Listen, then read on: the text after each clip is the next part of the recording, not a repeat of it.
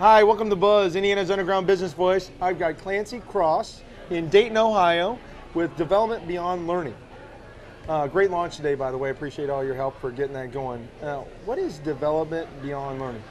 Well, we like to use the expression sort of tongue-in-cheek that we're the training company that believes most training doesn't work very well. Now, I tend to agree with you, but what does that mean in what you're selling your value proposition? What does it mean that most training doesn't work that well?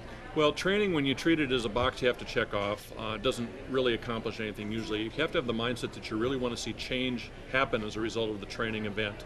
So we're all about the whole process.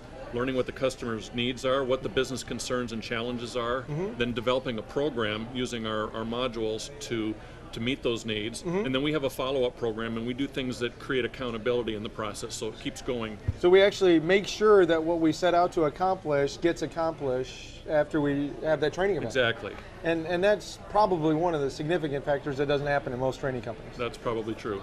Now, how did you get into this? It's kind of interesting. I've always had an interest in training and teaching and writing, and spent 26 years at the University of Dayton, did some teaching there, but I was a researcher.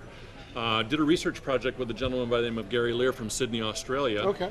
And through LinkedIn, I was able to reconnect with him after years, not having spoken with him, and found out he was in the same, had the same field of interest. And we just continued to talk for several months and decided the timing was right to move to the United States. So I'm leading the national expansion of his company over here right now. Awesome, awesome. So what are some of the things that you train people on, or what are the key things that you train people on?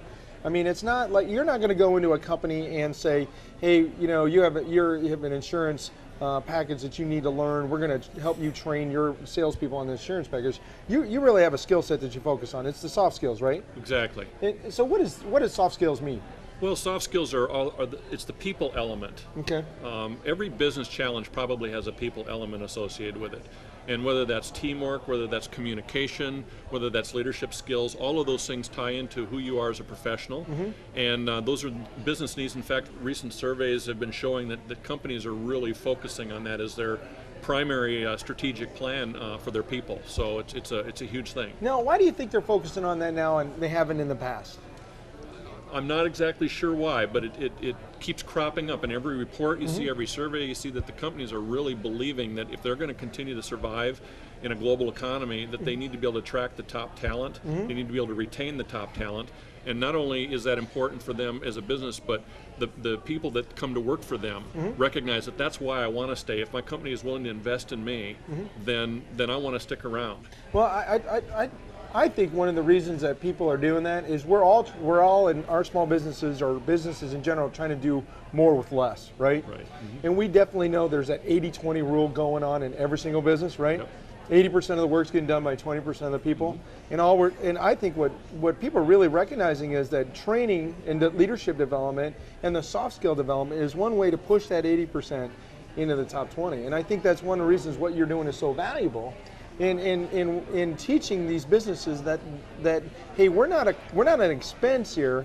We're a way for you to keep your overhead down. If you've got your people as the significant managed controllable that you're trying to control, get them to perform at a higher level to drive revenue and keep expenses down. You know what I'm saying? I think that's one of the reasons that what you're doing is so powerful right now.